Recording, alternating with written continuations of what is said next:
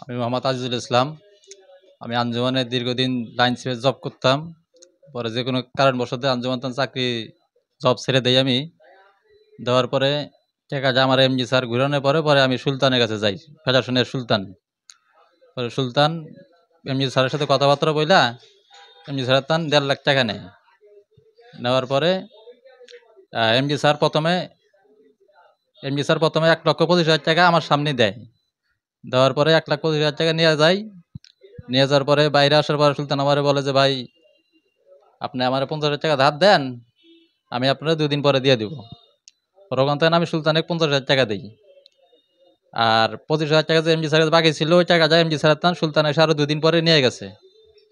এই মোট 75,000 টাকা সুলতানের কাছে ছিল আমার।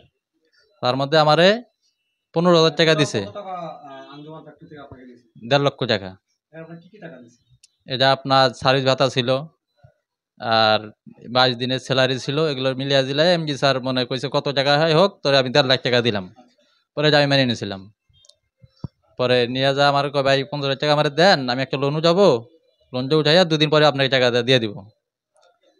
পরে সে লোন উঠাইছে নাকি আমি জানি না।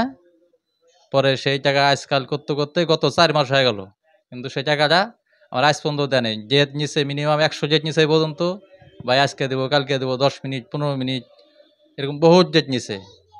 SMS করছি, মুতে কথা বলছি, কিন্তু সে ওই যে আজকাল করতে করতে প্রায় 4 মাস হয়ে গেল, সে এখনো টাকাটা আমার দিচ্ছে না। পরে আমারে আজ থেকে আরো 3 মাস আগে আমারে বললো যে, ভাই টাকাটা আমি দিতে পারতেছি না, তবে আপনি টাকাটা কোনো যাতে ম্যানেজ করেন, এই টাকার কত বেনিফিট দেওয়া লাগে আমি দিব। পরে আমার টাকার খুব দরকার। পরে আমি একজনের কাছে 50,000 টাকা লাভের উপরে নেই। প্রতি মাসে 10,000 টাকা তারা লাভ দেওয়া লাগে আমার। এটা সুলতানে করলাম, ভাই টাকার কিন্তু লাভ প্রতি মাসে 10,000 টাকা। পরে সুলতান আমাকে করলো, ঠিক আছে আপনার প্রতি মাসে আমি বেনিফিট টাকাটা দিয়ে দিব। পরে এই বেনিফিট টাকাও দেয় না, আমার এই টাকাটাও দেয় না। এই আজকাল করতে করতে অনেক ঘোরাঘুরি করার পরে আমি বিরক্ত হয়ে আমি ওখানে অভিযোগ করলাম আর কি। আমি চাচ্ছি, যেহেতু ফেডারেশনে কাজ করে ওরা, আমি চাই যে আমার টাকাটা বড় বিষয় না, কোনো শ্রমিকের টাকা যেন কোনো ফেডারেশন খাইতে না পারে। শ্রমিক গার্মেন্টসের যে পরিশ্রম, এটা 100% হালাল টাকা। এই টাকাটা শ্রমিক জানি যে হিসেবে পাওয়ার কথা, 100% শ্রমিক জানি বুঝায় পায় এই টাকাটা। মানে আমার মাধ্যমে আরও শ্রমিক জানি এই প্রতারিত না হয়। আমি সবারে, যতগুলো ফেডারেশন আছে সবার উদ্দেশ্যে আমি বললাম এই কথাটা। যেহেতু আমি গার্মেন্টসের একজন লাইন শিপ, সেই হিসাবে আমি বললাম যে কোনো কারণবশত হয়তো অনেক operator, helper, ironman, supervisor line chief চাকরি থাকে না, আর যে টাকাটা পায় টাকাটা তো মালিকও সরাসরি তাদের হাতে দিতে চায় না। যে কোনো এক ফেডারেশনের মাধ্যমে টাকাটা উঠাইতে হয়।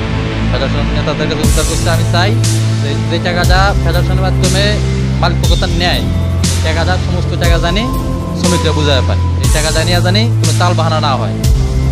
আমার মাধ্যমে আর কোনো গার্মেন্ট শ্রমিক এই টাকাটা জানি আপনি 9-6 না হয়। যে টাকাটা মালিক পক্ষতান পাবে, ফেডারেশনের চাকরি আছে 10% বা 15%, এই টাকাটা রাইখা সমস্ত টাকা জানি সাথে সাথে এই শ্রমিককে বুঝায় দেওয়া হয়।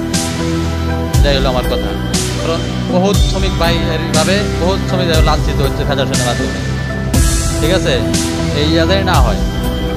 সব ফেডারেশনই কিন্তু খারাপ না, 2-1টা ফেডারেশনের কারণে দেখা গেছে সমস্ত ফেডারেশনের বদনাম হয়। এই বদনামটা জানি না হয়, এটাই হলো আমার আর কি দাবি আর কি।